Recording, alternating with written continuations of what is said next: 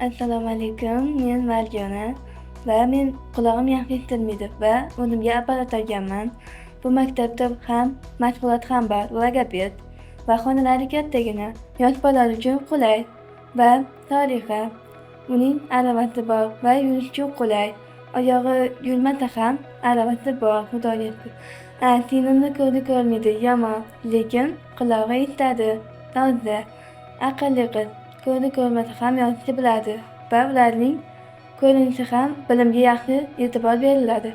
Bizlarning maktabimizda yaqinda xona remont qilindi va bolalar uchun, bilimlar uchun va nogiron va sog'lom bolalar bilan birgalashib dars o'tdik.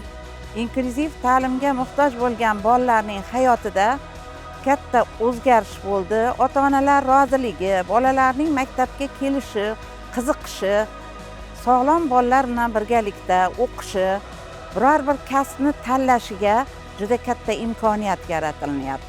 Shu maktabga mehri tushdi. Uyda o'qimayman, ko'proq maktabga boraman deb maktabga chiqadigan bo'ldi.